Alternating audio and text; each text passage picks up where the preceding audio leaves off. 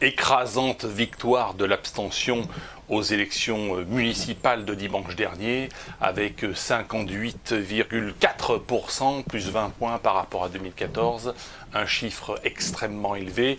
C'est vrai qu'il y a quelques années, lorsque je disais aux Français il faut vous abstenir d'aller voter, puisque vous légitimez un pouvoir qui est là uniquement pour vous écraser, pour vous racketter, eh bien je me suis fait copieusement insulter. Non, il faut se mobiliser, il faut battre la gauche, il faut battre la droite, il faut battre l'extrême gauche, il faut battre l'extrême droite. Non, tout cela est complètement bidon, les Français l'ont enfin compris, il faut s'en réjouir. Alors c'est d'autant plus étonnant, ce résultat de l'abstention aux élections municipales, c'est que les élections municipales sont les élections préférées des Français, puisque le maire, c'est l'élu de proximité par excellence. C'est donc une victoire de l'abstention, et je vais vous expliquer quels sont les avantages de cette victoire de l'abstention. Et c'est d'autant plus intéressant et troublant que depuis quelques années, les autorités publiques radient des listes électorales près de 2 millions d'électeurs chaque année. Donc 2 millions d'électeurs qui déménagent. Lorsque l'on déménage, eh bien on est aujourd'hui systématiquement radié. Et donc ce sont des électeurs qui ne se réinscrivent pas forcément dans leur nouvelle région, dans leur nouvelle commune. Ce qui normalement devrait faire baisser le niveau de l'abstention, puisqu'autrefois ces personnes n'étaient pas radiées, donc elles restaient inscrites, et donc lorsque l'on comptait l'abstention, ayant été inscrites et n'allant pas voter, eh bien elles comptaient dans l'abstention. Aujourd'hui, on devrait avoir une abstention qui baisse. Or, d'élection en élection, l'abstention augmente.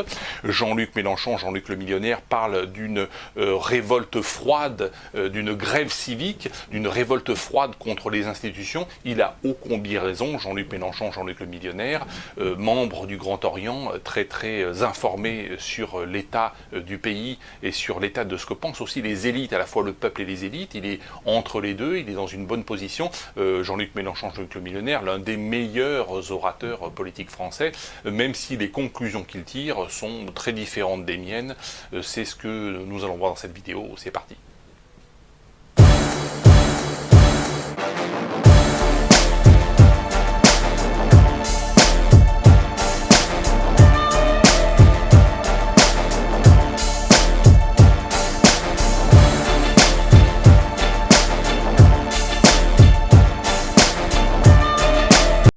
Il faut se réjouir du fait que les Français ont enfin compris que le débat droite-gauche, parasite de droite contre parasite de gauche, était faux, était fake.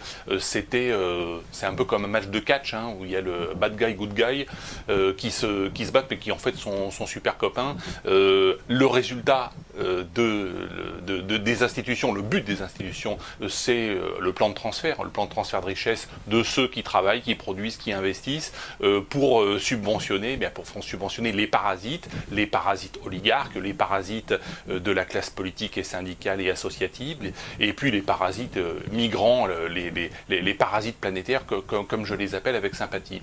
Donc mort aux parasites, en fait, c'est le seul programme, et les Français ont enfin compris que la gauche socialo-communiste ne servait à rien, que la droite, soi-disant républicaine, ne servait à rien non plus, et que le Rassemblement national, alors c'est très intéressant parce que le Rassemblement national, finalement, de Marine Le Pen, n'a jamais exercé de très haute fonction au niveau de l'État. Il n'y a jamais eu de ministre ou de Premier ministre ou de président Rassemblement national ou Front national. Alors aujourd'hui, ce mouvement devrait incarner l'opposition. Ce qui n'est pas le cas. Louis Alliot a remporté une très belle victoire à Perpignan, avec des transfuges du mouvement des Républicains et de la République en marche d'Emmanuel Macron. Donc c'est une victoire sur 36 000 communes de France, donc ça ne va pas chercher très loin. Il faut dire que ce mouvement politique, le Rassemblement national, a depuis quelques années perdu plus du tiers de ses élus, des personnes qui ont été élues aux différentes élections dans le passé, qui ont démissionné du Rassemblement national, tout en restant élus, naturellement, parce que la place est bonne.